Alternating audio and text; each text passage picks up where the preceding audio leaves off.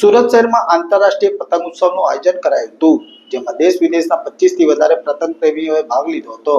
સુરતમાં આંતરરાષ્ટ્રીય પતંગ ઉત્સવનું આયોજન કરવામાં આવ્યું હતું.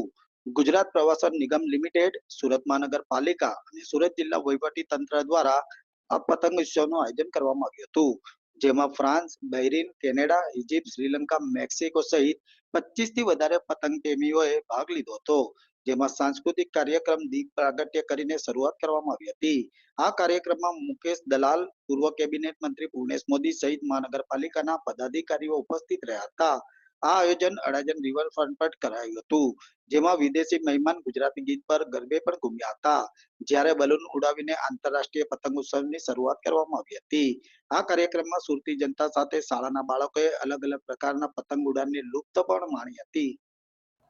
गुजरात टूरिज्म कॉर्पोरेशन सूरत महानगरपालिका ने जिला वहीवटीतंत्र द्वारा संयुक्त रीते आंतरराष्ट्रीय काइट फेस्टिवल 2024 आयोजन करवामां आव्युं छे. उत्तरायण एटले सूरतनी उत्तर दिशा तरफनी गति, उत्तरायण एटले पवननी दिशामां फेरफार, उत्तरायण एटले खेडूतो माटे हार्वेस्टिंगनी सीजननी शरूआत, उत्तरायण एटले शियाळानो अंत अने उनाळानी शरूआत. आ तमाम रीते उत्तरायणनो तहेवार सूचक छे. मोदीजीए 2002 में आंतरराष्ट्रीय काइट फेस्टिवल की शुरुआत करी है, ते परंपरा आज पण चालू है. आज सूरतना आंगणे 5 થી 7 विदेशना लोको अने लगभग 20 राज्यना लोको आज भाग लई रह्या छे.